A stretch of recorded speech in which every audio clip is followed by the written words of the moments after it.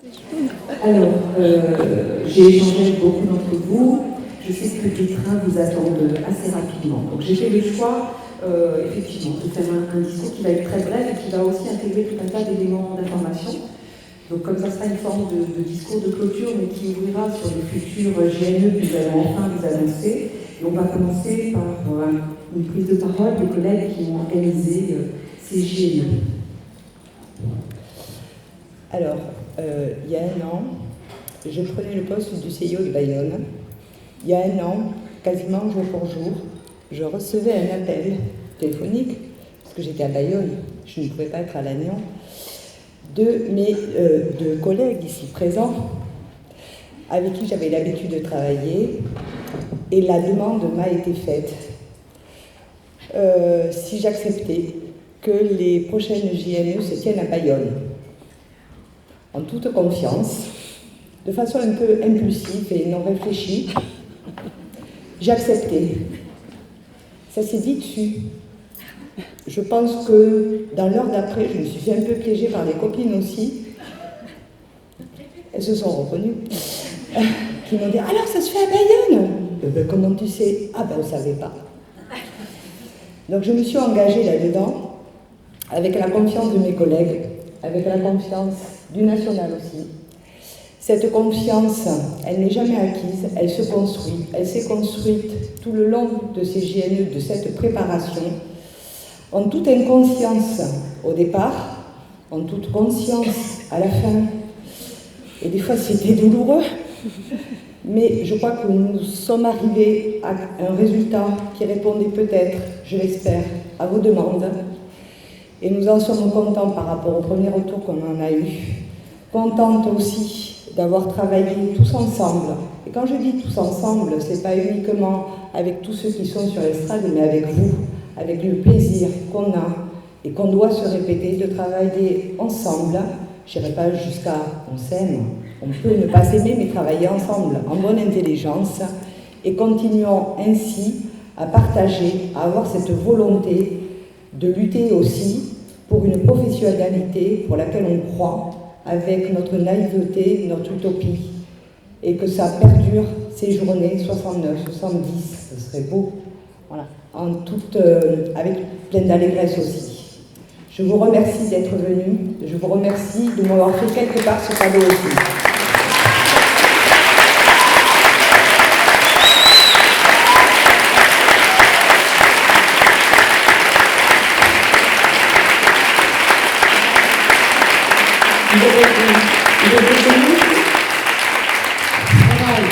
Je n'ai rien à rajouter parce que j'ai déjà fait le discours d'ouverture aussi. Je disais vraiment l'envie de vous valoriser, de se valoriser, de se refaire du bien, de faire un pas de côté, d'être dans la réflexion, de reprendre aussi confiance dans le fait que voilà, être psychologue, comme on disait, c'est aussi travailler sur soi, travailler la théorie, travailler ensemble et prendre aussi ce temps qu'on veut absolument nous enlever. Pour ne pas se faire prendre aussi au piège qu'elle évoquait, ce qu'elle est dans sa conférence d'ouverture sur les fonctions politiques du psychologue, parce qu'on embarqué là-dedans.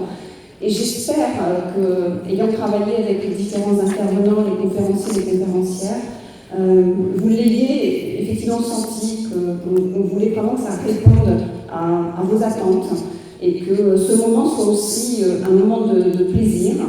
La première fois qu'on m'a demandé de venir à Bayonne, c'était pour un groupe d'analyse de pratique. J'ai dit dans ma tête que je ne pourrais jamais travailler à Bayonne. C'est pas possible de travailler à Bayonne. Et finalement, si ça se fait, on y arrive, on s'habitue. Et voilà, ayez toujours ce plaisir, le plaisir de faire travailler ces ménages, de travailler ensemble, de se créer aussi des valeurs et de travailler aussi avec les enseignants, avec les jeunes et leurs familles. Petite info, dernière info. Laura, un professeur, m'a appelé avec qui je travaille, qui m'a dit que Laura avait bien fait sa rentrée et qu'elle a eu l'extrême chance de tomber sur une professeure de mathématiques extrêmement investie et sympa. Donc j'attends de voir, je suis au courant.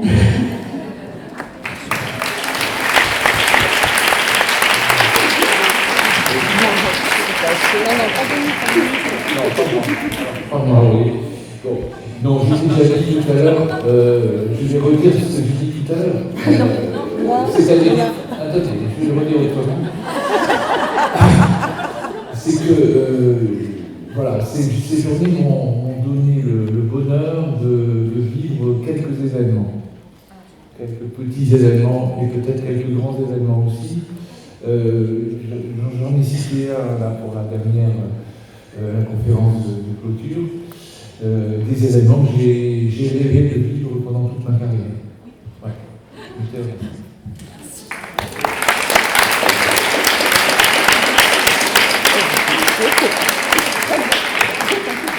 Alors, dans cette vague d'énergie positive et bienveillante, je souhaite, et je pense que vous l'avez déjà fait, j'ai vu qu'il y avait beaucoup de conversations, infiniment remercier les élèves de la première pro ARCU.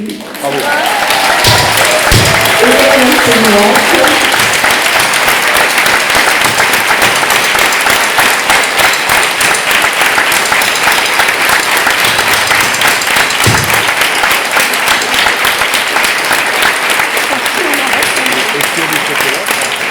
Donc merci infiniment aussi à vos deux enseignants qui donc, on l'a vu, ont été à la fois impliquées, présentes, vous ont donné un cadre qui apparemment vous a permis vraiment de vous approprier vos missions dans une certaine forme de sécurité et puis de faire, de débaucher les pratiques du métier que vous êtes en train d'apprendre et des missions que vous aurez auprès de nos collègues qui, je pense, sont vraiment appréciés.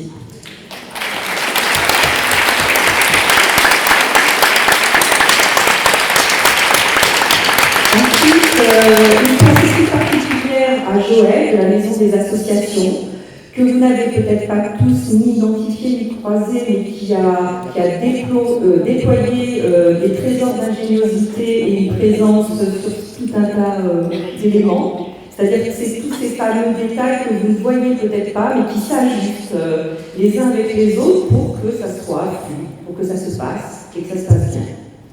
Ensuite, je voudrais vous remercier, vous, parce que la réussite des GNE, c'est d'abord vous, les échanges, les discussions, l'écoute que vous avez su avoir pour nos intervenants. Je pense que cette qualité d'écoute, beaucoup de nos intervenants nous en ont fait part et même ont pu en être surpris par rapport à d'autres contextes où ils ont pu intervenir. Donc je vous remercie aussi de leur part parce que c'est à deux et à plusieurs, et comme je le dis à plusieurs, c'est toujours mieux. Ensuite, bien sûr, je remercie les quatre, donc il manque Bernard, qui est tout là-bas, qui a été présent à côté des trois membres qui sont ici à mes côtés pour organiser ces GNE. C'est eux qui ont posé ce cadre, qui l'ont animé, qui ont fait que cela a pu se produire. Et je pense que ça s'est produit et que nous allons continuer à le reproduire. Pendant ce congrès, les membres du CA ont essayé, je pense aussi, d'être présents. J'ai vu que vous avez beaucoup échangé avec les uns et les autres. J'ai eu la joie de faire une permanence hier soir à la soirée festive. À l'extérieur, il y avait 2 chaises, et régulièrement, les gens qui s'asseoir à côté de moi et qui me posaient leurs questions. Vos questions, vos interrogations, nous les entendons, nous les avons entendues, nous les partageons. Ce sont des questions, des inquiétudes à propos des CIO, de la profession, des services, des interventions et des conventions que vous aviez dans différents lieux, l'université, les prisons qui sont... Voilà, tout ça, il semble cerné, on peut dire, de toutes parts. Et bien sûr, le devenir des collègues qui travaillent à l'ONICET et dans les ONICET. Donc, vous m'avez demandé, comme si j'étais une personne sachante qui pouvait vous délivrer une vérité. Je n'ai pas de vérité. Aucun membre du CA de la CEL, ni parmi nous, ni même des collègues qui, par ailleurs, pourraient vous affirmer qu'ils savent exactement ce qui va se passer. Parce que ce qui va se passer, c'est aussi nous qui le créons. Nous y avons aussi notre part. Ce que je peux vous dire de tout cela, c'est simplement vous répondre par contre que l'association, l'ACIEN, est présente. Pour les plus habitués, les plus fidèles, vous avez dû vous rendre compte qu'il y avait plein de jeunes collègues, de nouvelles têtes, une dynamique qui était présente. Nous pouvons, au nom de la CEN, vous assurer de la continuité de notre action, de notre volonté dans cette continuité. Vous êtes aussi nombreux, vous pouvez compter sur un CA, et un CA qui, de plus, vient d'intégrer de nouveaux collègues. Très rapidement, vous avez voté pour une liste de personnes qui se présentaient, qui sont volontaires. Elles avaient rédigé des professions de foi, ce que vous avez pu connaître. Parmi eux, plusieurs collègues qui étaient déjà au CA et qui ont été donc réélus. Mais comme nouveaux membres, nous intégrons Gauthier de Brugivier, qui est un collègue de l'Académie de Lille, et pour ceux qui étaient présents l'année dernière, à Lannion, il a reçu le prix ACEN et il allait présenter ses travaux cette année au congrès de l'AIOST. Carole Verdier, qui faisait partie de l'équipe d'organisation des JLE de Lannion. Delphine Richaud, qui est de l'Académie d'Orient-Tours et qui est une fidèle adhérente et qui a déjà rédigé aussi un article pour la revue Questions d'orientation. Ariane Blanchard, qui est présente, qui est sur Paris. Et Karine Joise, qui fait partie de l'équipe normande de l'association. Voilà, donc je les salue. Certains ont dû déjà partir, mais pour ceux, j'en vois quelques-uns qui sont encore là, on leur dit bienvenue et nous sommes très contents que vous soyez là.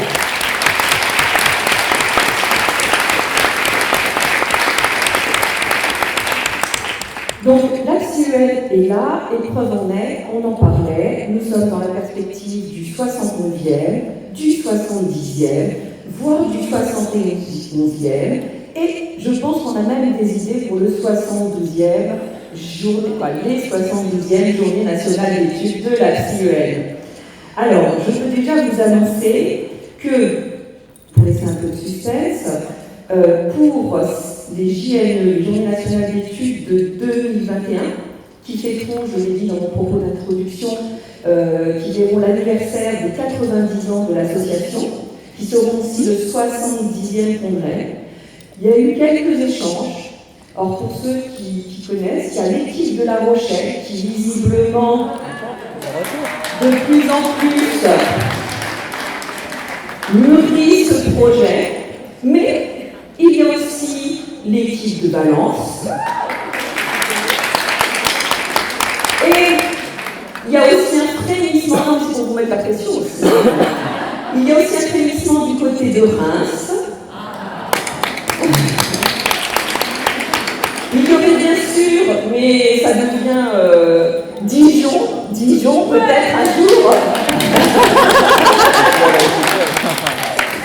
Et pourquoi pas Lille, si l'on remonte encore plus vers le nord. Donc, des projets, vous voyez, que nous en avons pour l'association.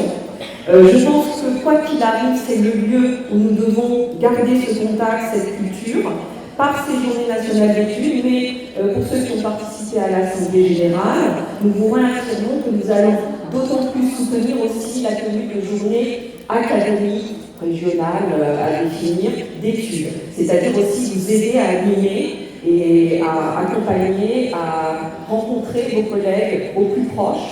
Et surtout, ces nouveaux collègues qui sont nombreux et nombreuses, nos collègues qui sont sur des contrats contractuels et qui sont dans des situations très très complexes pour intégrer un milieu professionnel qui lui-même est dans une complexité. Mais pour revenir à ce qui nous préoccupe, j'ai proposé aux collègues de me rejoindre, si elles veulent bien. Et pour terminer, sur une ouverture, sur une perspective, je vais céder la parole à mes collègues qui vont organiser. Oui, tu viens aussi? Voilà, les collègues qui sont déjà constitués en comité d'organisation et qui sont déjà, vous avez vu tout à l'heure, en train d'organiser les Journées nationales d'études 2020 qui se dérouleront donc à Arles.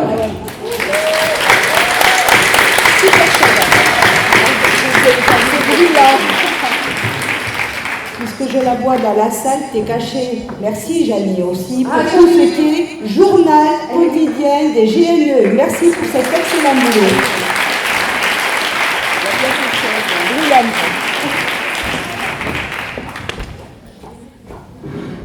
Alors, je me présente, je suis Ada Ramoun du CIO d'Arles et commissaire générale donc, des JNE à Arles. Et je présente aussi mes collègues. Corinne Raynaud du CIO d'Arles, merci.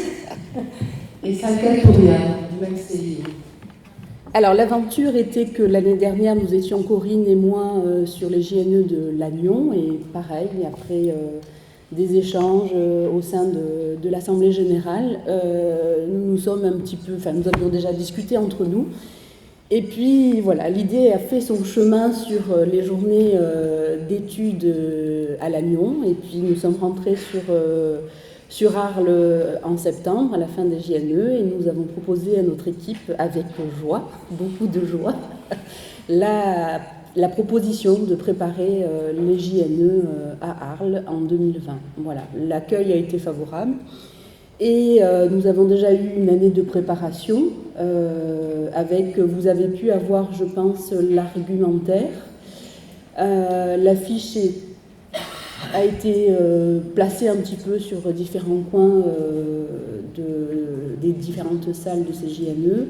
Et puis la thématique a été abordée suite à des réflexions presque d'une année, on va dire. Et nous sommes un petit peu sur le versant des problématiques que les psychologues de l'éducation nationale peuvent se poser vis-à-vis des personnes venant de l'étranger. On a eu un atelier hier à ce sujet et on a bien vu que dans différentes académies et les différents territoires, les disparités sont énormes. Voilà, donc c'était un sujet qui nous tenait à cœur et donc traverser... à la force de travailler dessus, on n'y arrive plus. Traverser la mer, Merci. traverser les frontières. Et mieux accompagner pour mieux comprendre pour mieux accompagner. Voilà. Donc ça va nécessiter encore une année de travail, notamment pour aboutir à un programme complet. Et nous serons ravis donc, de vous recevoir et de vous accueillir sur la ville d'Arles, donc ville inscrite au patrimoine mondial de l'UNESCO, et avec des dates qui seront du 22 septembre au 25 septembre 2020. Voilà. Donc Arles est une petite ville, c'est une ville à taille humaine et tout peut se faire dans l'hypercentre quasiment. Voilà. Et c'est bien desservi. Voilà. Vous voulez dire un mot ? Non, nous sommes heureux de rentrer dans cette aventure et voilà, on espère que tout va bien se passer, mais il n'y a pas de raison. Ça donne une dynamique aussi pour cette année. Merci.